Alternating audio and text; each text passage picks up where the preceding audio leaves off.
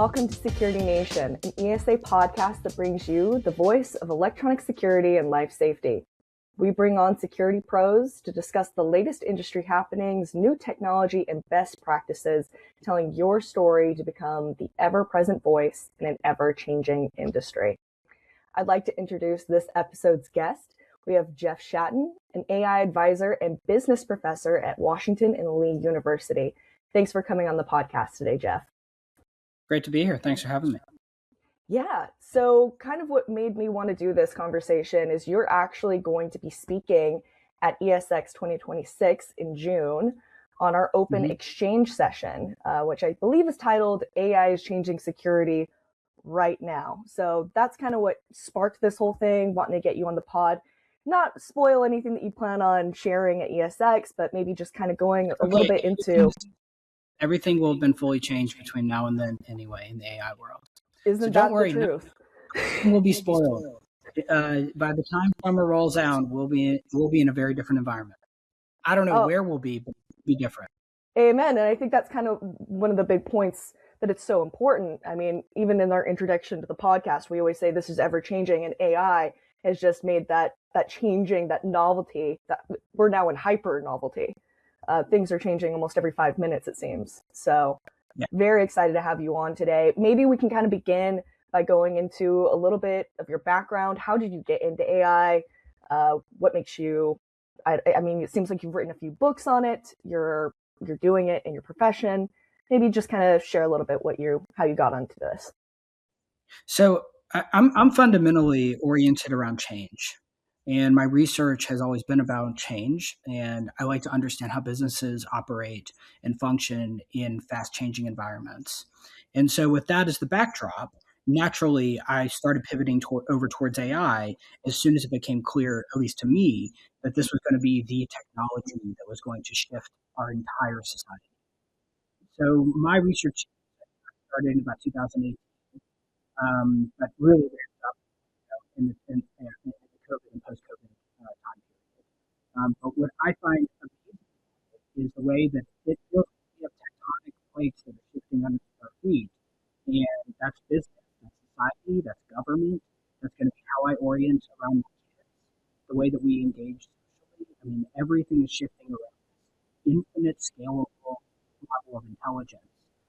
If you think about it, if we just take a step back, what makes human beings is our intelligence. And we're going through this experiment right now. We're going from 6 million years of being the dominant species because of our intelligence. And we're creating the next one. We're in the process of creating this, what Andrei Karpathy calls an alien intelligence. It does feel that way at times. And in the last 30 days, the amount that can be built Claude code is not what could be built 30 years ago. And so I'm obsessed with this space. That's an academic. It's also with the companies that I advise. It's with startups that I work with. Pretty much everything that I touch is about how do we think through how a business can function and excel and go from strength to strength during this time of emergency. Yeah, no, I get what you're saying, how just being interested in change. I mean, it kind of seems like we're witnessing an evolution of almost like an alien species in a weird way. I don't know if that's too woo-woo to describe, but it's very strange. We live in definitely just strange times, but integrating that into like the business side of things. So you have talked with executives across industries. What do you think is some of the biggest misconceptions that you hear about when it comes to AI adoption, or maybe just their perception of AI and the time that we're in right now? So the biggest misconception is that every executive knows that they need to act on AI, and then they say, okay, and what do we do? And so I think it's the hardest part is to take the first step and to start building out an AI action plan. The companies that I work with are naturally more curious than the ones that I don't work with, because that's who hires me. Are these AI forward companies?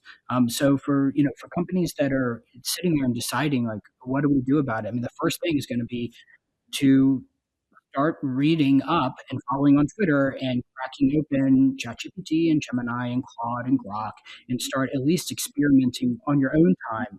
You can start wrapping your head around how these tools work before you start getting into what would happen at the enterprise level. I found that the biggest question that most companies raise that I work with is all about privacy. I think, and especially in the security industry, there's several companies that I work with, and the data security issue seems to be the biggest stumbling block. Because it's okay. Am I gonna put in my company's data? Do I give it to Sam Altman? Am I gonna just hand it over to Dario of and what is it gonna just get leaked out to the public?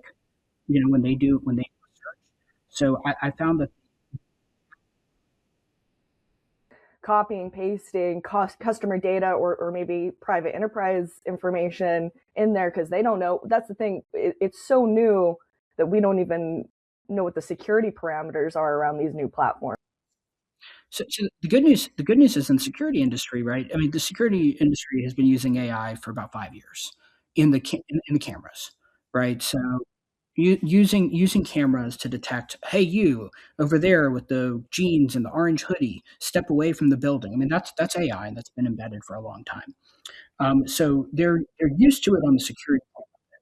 But the part that most companies they're just now starting to think about is what does that mean for operations? And we start using AI agents for marketing and for sales and for hiring. There's a company that I work with right now where we're using AI agents for a tremendous amount of hiring. Right? I'm the chief advisor for a company, and we've been utter failures on the hiring front because we're so specialized. And now that we're handing off a good deal of the hiring to AI agents, we're just getting much more sophisticated applicants coming in through our door. But it's a double-edged sword because while we, the company, are using AI for recruiting, the people that are the prospective employees, the candidates, they're all using AI for all their materials. So it's their AI versus the company's AI. And you end up in a situation where, okay, so their AI is writing their cover letter and their AI is doing their resume. And they're even, if they're sophisticated, they're using AI for their interviews, unless it's in person. So you do have this bit where there's a bit of inauthenticity that naturally creeps up as we hand over more and more of human endeavors to automation. It is an area that I'm concerned about both from a company and an employee standpoint is the degree to which we start handing the keys of the car over to the 16-year-old teenager. No, I totally get what you're saying. It's this question of authenticity. How do you know if this person genuinely has the skills that you're looking for in hiring that position? But also, conversely, in the same hand, if someone is very sophisticated and using AI to kind of create this persona of competence in a way that is kind of a signal for competence in a strange way, because you are wanting more employees to be extremely competent in using AI. I know, but you really have to ask a lot of detailed follow up questions because as AI gets more and more sophisticated, you can feign intelligence about something really easily and go on for a while if you have these tools to do it for you. And that's actually not who they want to hire. They want to hire somebody who has you want to hire somebody who has a level of expertise and is using AI tools to to to do an amazing job at the company. You don't want to hire somebody who knows nothing and is able to use AI. Yeah, no, that's They a just great distinction. That totally makes sense. Do you see people now on the operations side that we're seeing AI kind of come in more in the security industry? Do you think that there's a fear of people putting in personal information or like private information in AI and that becoming an increased security risk on the operations side? I'm not worried about people putting in their breakup with their girlfriend or boyfriend into into the chat. Yeah, so so it gets back to the same data privacy question, right? So there's the trusted models that I have a very high degree of trust in. That would be number one, ChatGPT, and number two, Gemini. So, like in the top trust category, Gemini, because that's run by Google. And we already have lots of enterprises that hand all of their information over to Google anyway, right? ChatGPT, which is adjacent to Microsoft and has Microsoft level security, we already hand over our entire companies to Microsoft. So, handing over the most private, proprietary information from intellectual property to customer information. I mean, the company I advise, all of our intellectual property, the entire company is on Microsoft, right? They have every single thing is entrusted in Satya Nadella in Microsoft. So those are the two most trusted ones. I would throw Anthropic relatively close to that, and then we start moving down the chain of trust. And there's some AIs that, like, I know the CEO, and if I know the CEO, that's not a good sign for how much you would trust it. Like, I should not be able to get to the CEO. Like, it should be of that scale that I don't have the CEO's phone number. So you start getting down, and they're a lot more vulnerable to hacking. They're a lot more vulnerable to leaks. And then the Chinese models, right? You have issues around, you even the large Chinese models, right? Like Manus or Quen. These are enormous. Quen is Alibaba, but it runs into the Chinese government and some of the issues that run across the Chinese government. So these are all very difficult conversations about where do we upload our information. Um, on the operations front for the company, it's the part that's a little bit behind, right? I mean, we're not at the stage yet where a camera installer, service person, they can't go onto a job with their camera and hold it up and have the AI tell them where to place the cameras any better than they already know, right? It's just not there yet. It's going to be there. So the field is going to be in 3 years to 5 years, right? Where field operators are going to be running around with an AI that's going to be guiding them. You can do that at home. I use video all the time for home issues or for car issues, but not for something like a security camera install because these guys already have specialized knowledge. But it will head in that direction. No, that makes sense. That kind of moves into a little bit.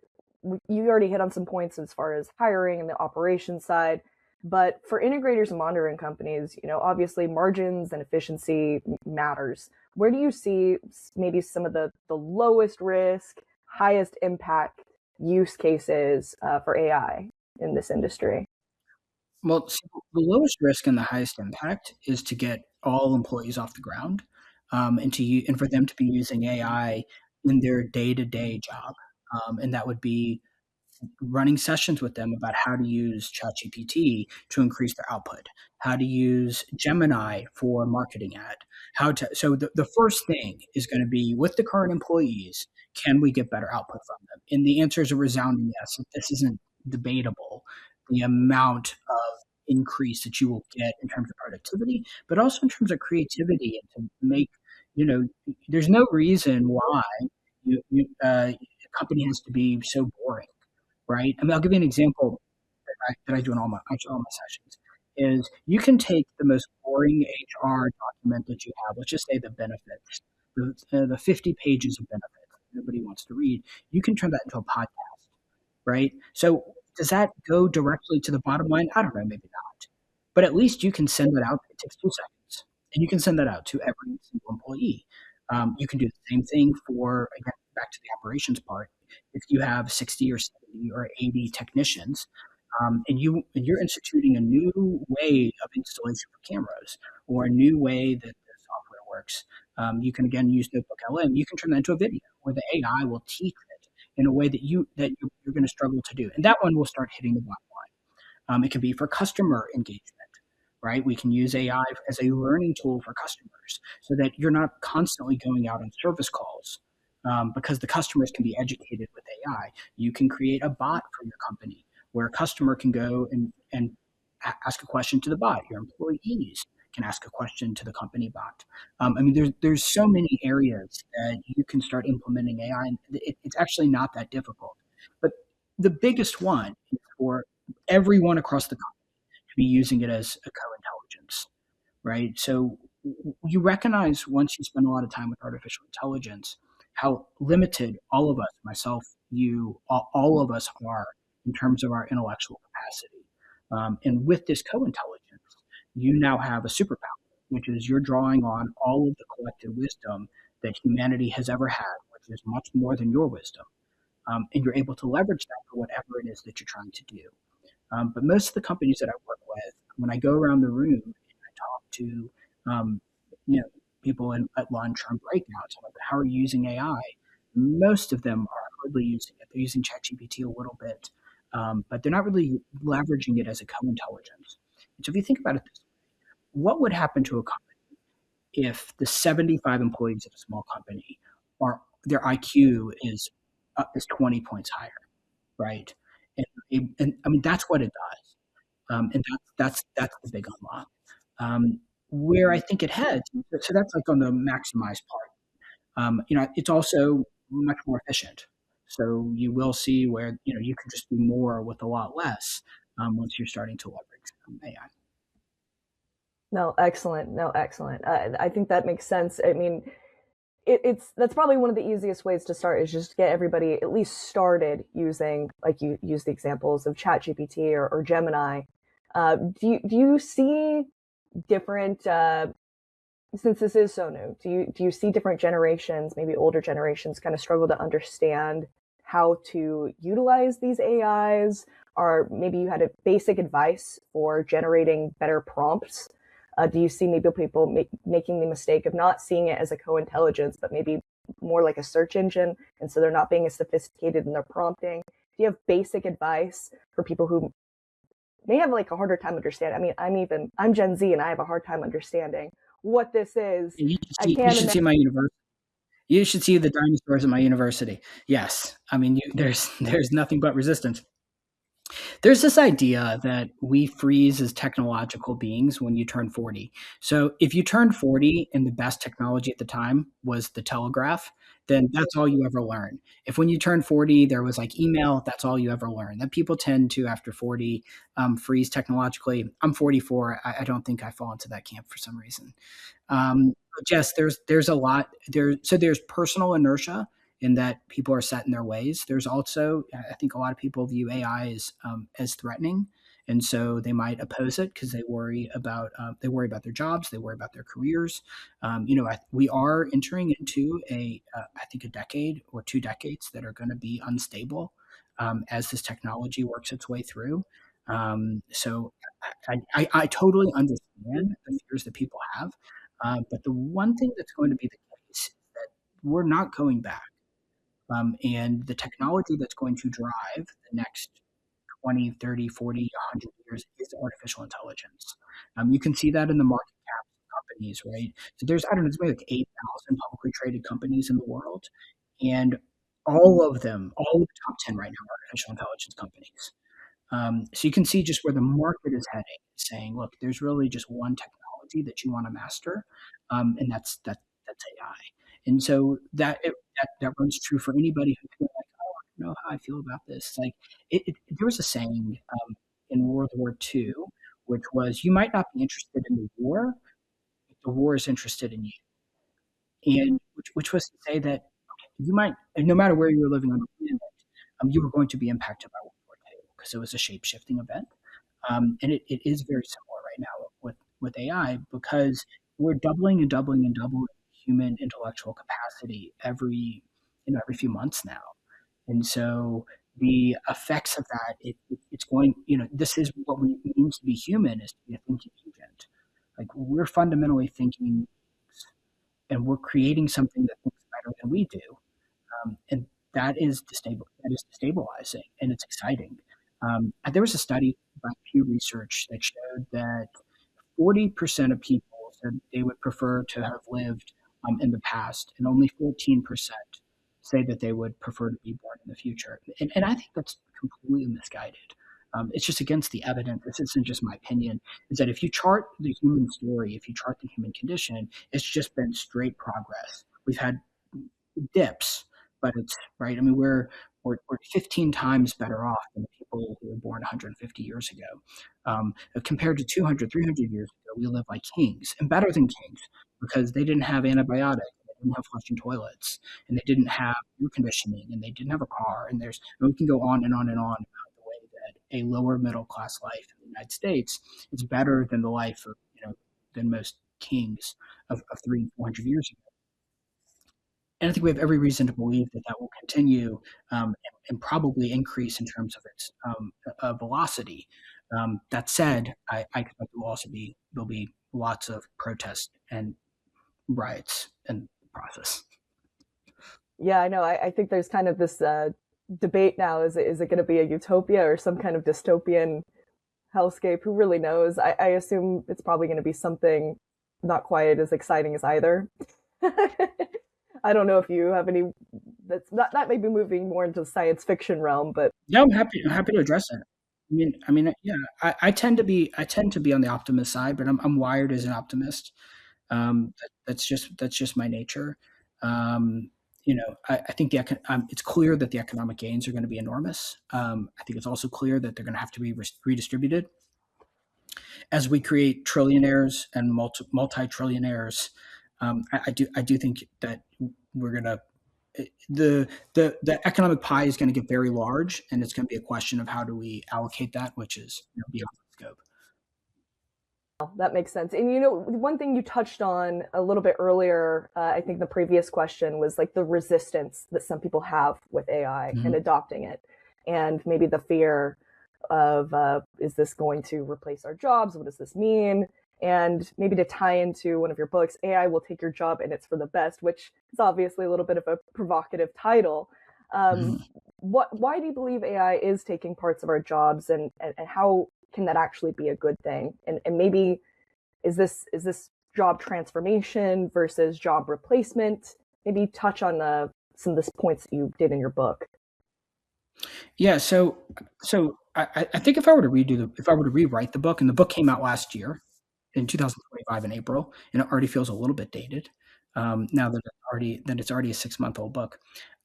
It's some of the things that we've already talked about, right? Which is AI is fundamentally competing with human intelligence, and the majority of human work is about human intelligence.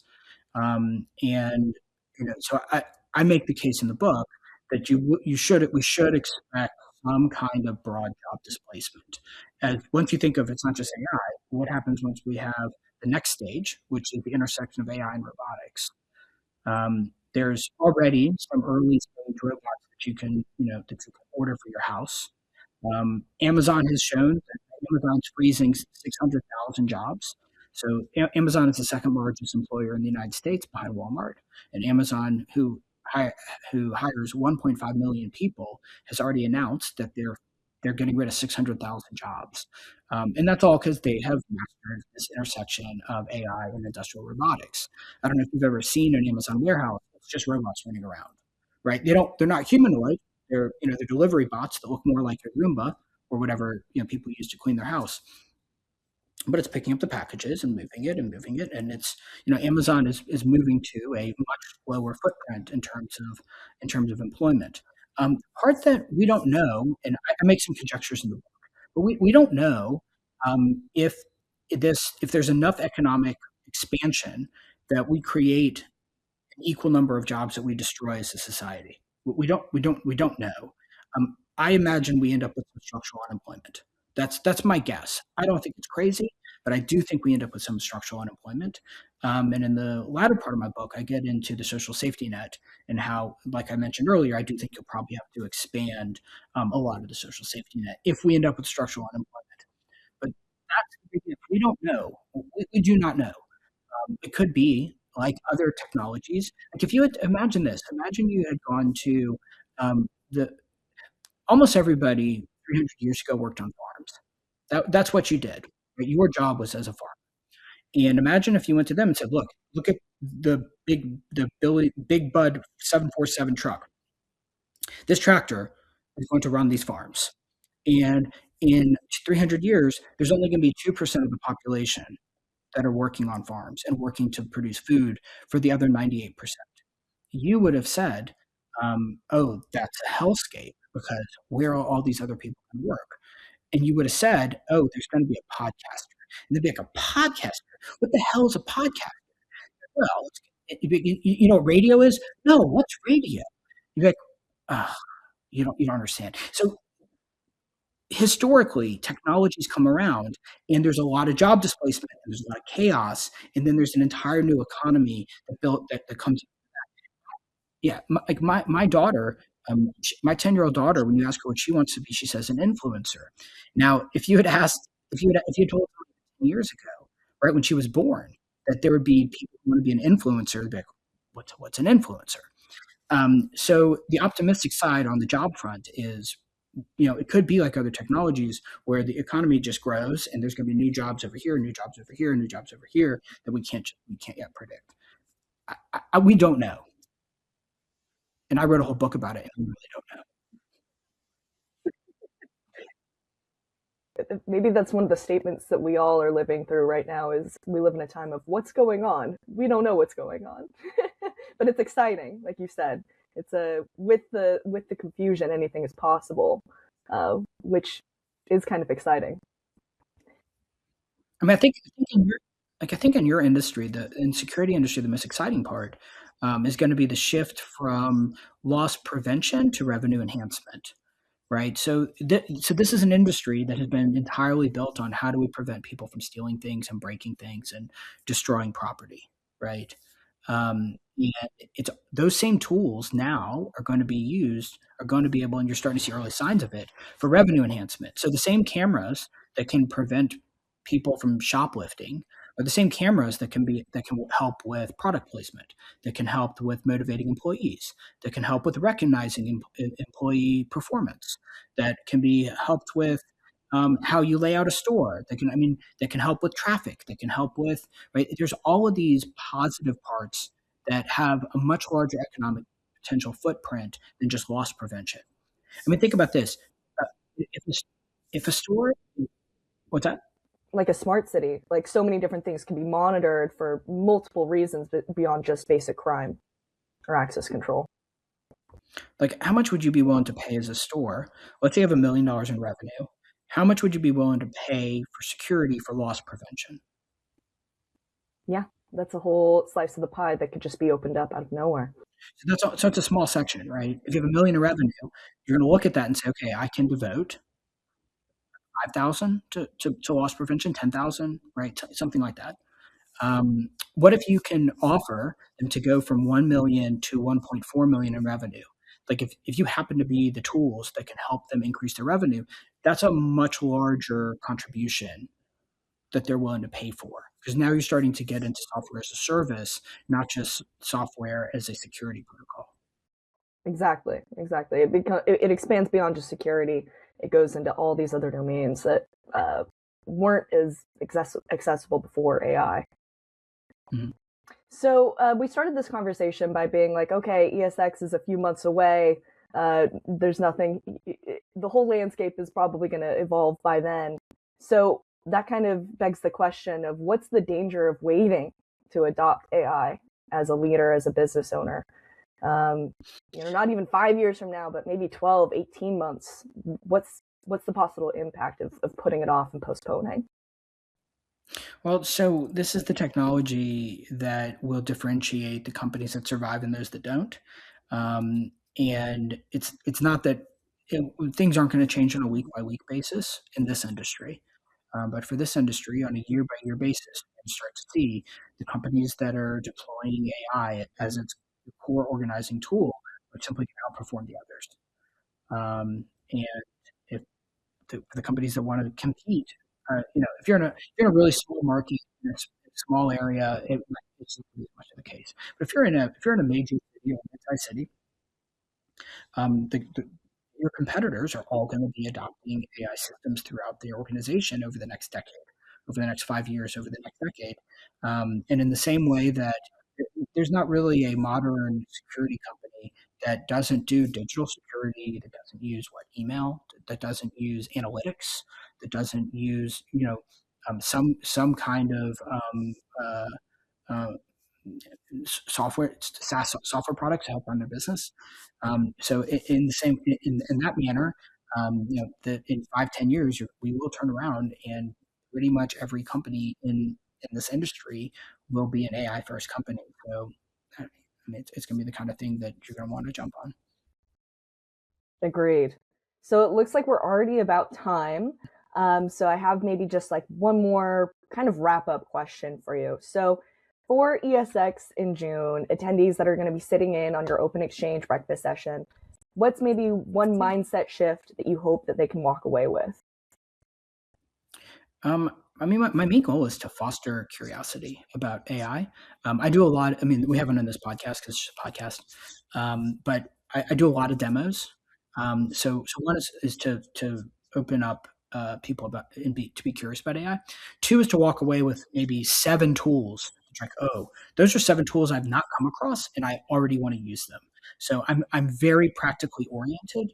My presentations are not theoretical; they're very applied. It's like there's this tool, this tool, this tool, this tool, this tool. Here's how this company uses it. Here's how this company uses it. Here's how this company uses it. Here's why this tool sucks, and here's why I tried it. It doesn't work, and you shouldn't use it either. So it's very applied. So I'd say those two main things: curiosity, and then hey, these are 5 tools that we're going to start using tomorrow. That's awesome. I can't wait to watch the session. I'm going to be there. Hopefully, Cool. all of our listeners and everyone who sees this will be there. It's going to be a can't miss session, as you can see. Jeff, thank you so much for coming on the podcast Awesome. today. And I guess I'll see you a few months from now. I will see you then.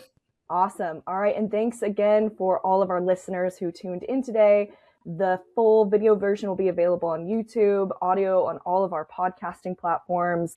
If you're curious about how ESA membership can power your business and want more resources like this, feel free to visit our website at esaweb.org. Take some time to schedule a discovery call, peruse some of our articles and podcast episodes. You'll be happy you did. Have a great day, Security Pros.